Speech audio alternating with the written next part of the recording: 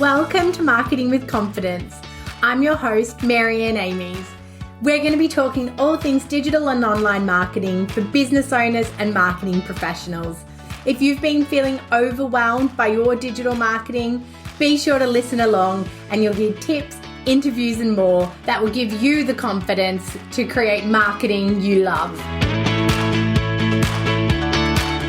Hi and welcome back to another episode of Marketing with Confidence.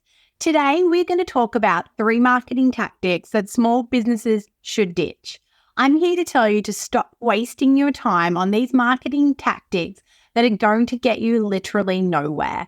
As a small business owner, you're struggling to stand out in a crowded marketplace.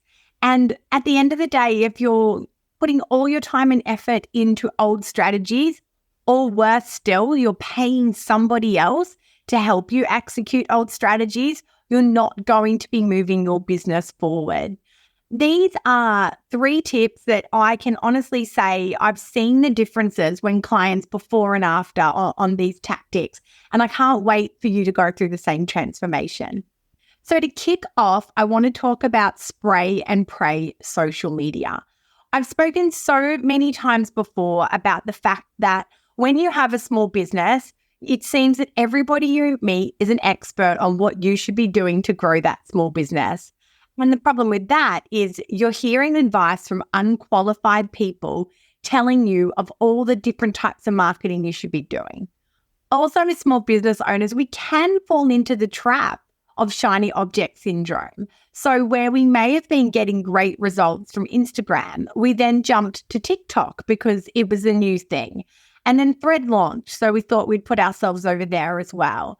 And now you've got things like the TikTok Notes app and TikTok We, and you're starting to just put your message and your content absolutely everywhere with no strategy behind it. When we spray and pray, we mass market. And as we know, not everybody is a candidate for your business. Not everybody is a candidate to do business with you, buy with you, transact with you. So we want to put our marketing effort where it's going to pay off. This all comes back down to knowing your target market so clearly. It is a very rare business that is looking to target everybody out there. We all have certain niches and certain ideal client profiles where our business will perform better with. For example, if you're a candle company, you could argue that you could market everywhere because everybody loves candles. But when you really break it down, there are certain people that are going to be more aligned to buying a $50 or $60 candle online than others. So you might start to think of people with a higher disposable income. You might think of people that maybe have grown-up children or don't have children at home, as that can also lead to a higher disposable income. You might be thinking about people that are really into homewares or aesthetic, and or they're renovating or they're building, or people that like to give gifts. Where else do they shop? What else do they do? So the more you can intimately understand that target audience, then you can niche your social media platform choices. So when you get down to that, you might think, well, actually, we'd like our candles to get in front of interior designers and real estate agents and people that might want to give our candles as thank you gifts and help spread our brand that way. So really, Instagram and LinkedIn are going to be the most important places for us. Or you might have identified more of a homewares addict, renovator type person, more mature, more disposable income. And Facebook and Instagram might be really, really meaningful for them. Or you might see somebody that is much younger. Maybe you've got a candle that really talks to Gen X and you're really vibrant in your face to camera kind of marketing messages, and you want to really build that human profile of the business and make it a bit fun and make it a bit irreverent. So then you might be suited more to TikTok and Instagram. So when you can really effectively hone in on that target audience, that's when we can make our marketing more targeted, less spray and pray. And honestly, in 2024, if you're not targeting your marketing where it's going to convert the most, you're wasting time and effort. The second tactic that small businesses should stop is ignoring measurement and analytics. I can't stress this enough. And, marketing over the years has become more and more data rich. I think back to my early marketing days, and I was definitely, not criticized, but like lumped in that, oh, you're just a marketing girl, what is it, long lunches and pretty pictures. And I think over the last decade, especially with the rise of digital and the analytics that sit behind it, as marketers, we're pushed more and more to be able to measure, to use measurement as a way to not only justify our impact, but to guide our future decision making. And I think as a small business owner, if you are DIYing your marketing, you need to 100% be across the measurement of it. And then even more so, if you're outsourcing your marketing, you need to be 100% across those reports. You need to be really clear about what you want your marketing to achieve. And then you need to be tracking that marketing, looking at those results and analyzing that data. Data is essential. As a small business owner, you wouldn't get away with ignoring your P&L for very long. You wouldn't get away with ignoring your cash flow projections very long. So you have to put your same hat on and be the CFO of your marketing and really look at the numbers of your marketing to understand what's working. We've had businesses in the past tell us that, the work together that we've done hasn't worked for them. And then we've been able to look over time and see, well, actually, we generated a lot of leads via email or via DM. So is it a marketing problem or is it a sales conversion problem that was happening? Or, were the leads not the right quality? But that sort of feedback along the way helps to adapt marketing to work. If you're not looking at more than just your follower number on your social media channels, you really don't know if your marketing is working. And as I said, if you're investing in it, it's critical to know. I like to track, obviously, follower numbers for all the platforms that we use, but knowing the consumer is changing now and looking especially on TikTok, often it's not really the following, it's the reach and it's the likes, because a lot of people just consume TikTok in their feed and let the algorithm repurpose or re-engage them to the brands they like rather than following. When I think across all platforms, I want to see the reach. I want to know how many people I'm reaching. Is it more than my followership? Is it, people that do follow me or don't follow me? And I want to see that reach increase because we know it's incredibly hard to get reach on a lot of the platforms as they have become quite cluttered. And if you're not spending on ads, so understanding reach and seeing that grow is real solid feedback to how the platform is rating your content. And that all comes back to engagement. So we definitely want to track engagement as well, because that engagement is what will drive more reach. As your engagement grows, the platform will give you more organic reach. And when we look at engagement, this can also help us to determine the types of content to post.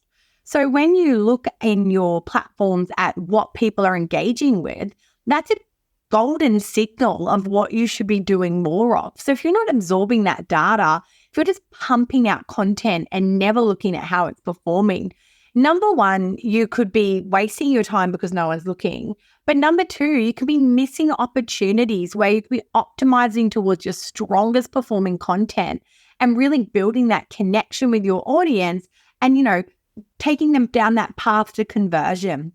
Then you've got your Google analytics and, your website analytics. And why I love that is, often we look at the traffic that we're pushing, how much traffic came from an email marketing campaign? How much traffic came from social media? What's our, organic traffic like? What our web analytics or our Google analytics allows us to do is actually understand what that traffic did. And again, I think this is such a critical aspect of your measurement. If we don't know what people are doing when they get to their website, we're really flying blind. All that social media, all that other content marketing is only as good as the end result of what your ideal client does once they hit where they can transact with you.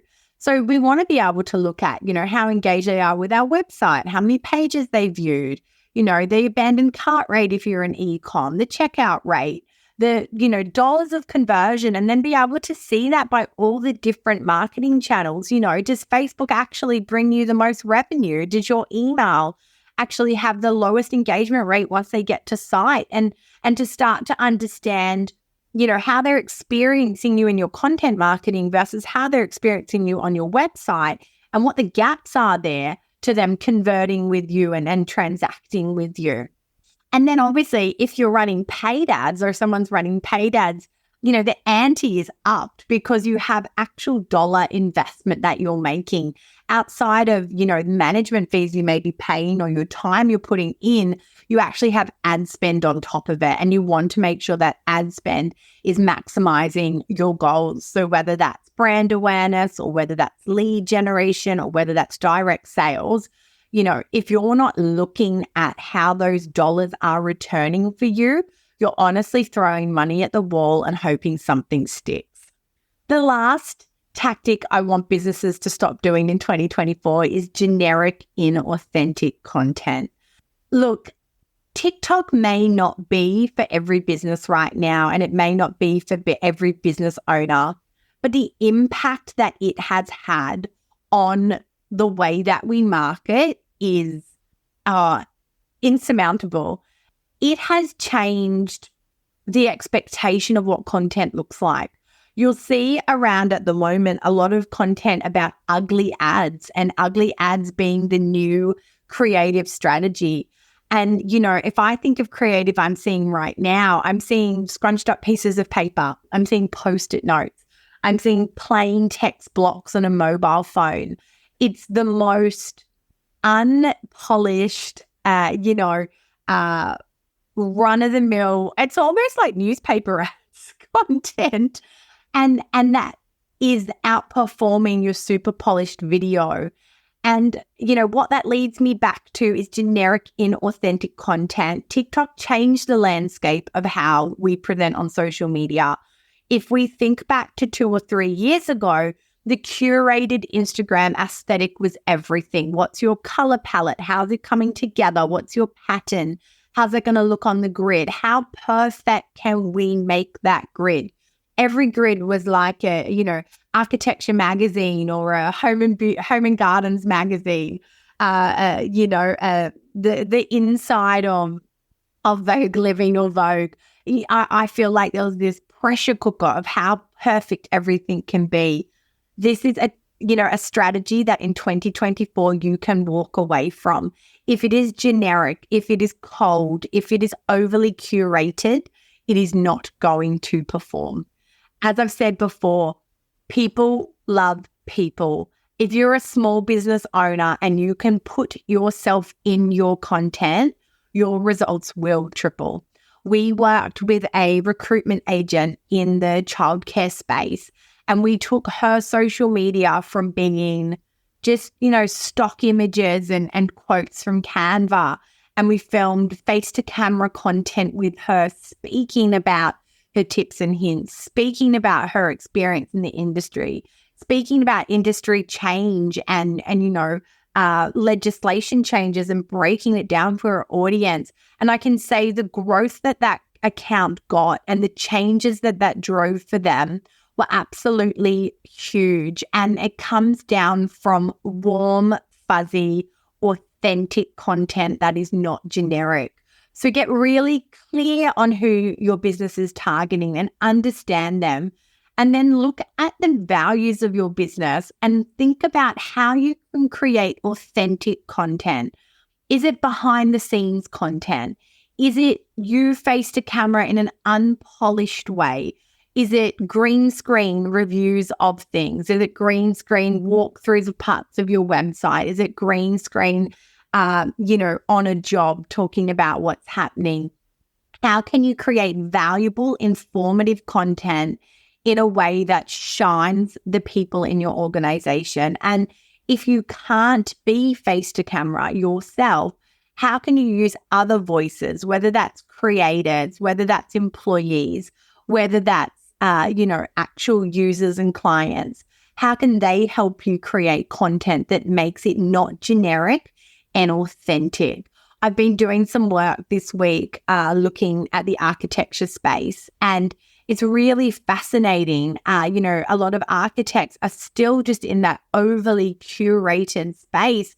But then when I look at a lot of interior designers, they're a lot more human. And it's quite interesting if you think of that as a customer experience. You feel more intimidated by the architect and you feel like you're going to create a stronger bond with the interior designer. And so I think it's really interesting in different industry niches as well to go, yes, I want to showcase my work. Yes, I want to make it perfect and beautiful. But how can I layer in a human touch so that people feel confident to reach out to me, feel empowered, feel that they're going to have a positive experience and, feel really comfortable throughout? Because often the in-person experience is much warmer than this curated aesthetic online. So generic, inauthentic content has to go. Warm, fuzzy, real content, showcasing your services, showcasing your products. And as I said, if that can't be your face, finding the faces that can come and make that content for you or with you to really create that connection. They're not mind-blowing, but in 2024, I feel these are 3 tactics I still see being ignored and, at the detriment to business. Social media has moved forward with the dawn of new platforms, and the ripple-on effect of those changes has hit all platforms. So it's critical that we keep up with those changes. I hope you really have enjoyed this short and sweet episode today. I would love to hear your feedback on what else you think needs to, be ditched back in 2023, or what you believe is coming in 2025 and beyond, and how we'll be showing up online and maximizing our businesses in the year to come. Hey, thanks for listening to another episode. If you don't want to miss one, make sure you subscribe to the show in your podcast app. And if you love it, be sure to share it with friends and colleagues who you think could benefit from increasing their digital marketing confidence. Want more? Head to marianneamies.com to find out how you can work with me directly, to reach out to have me speak at your event, or to grab yourself some free resources.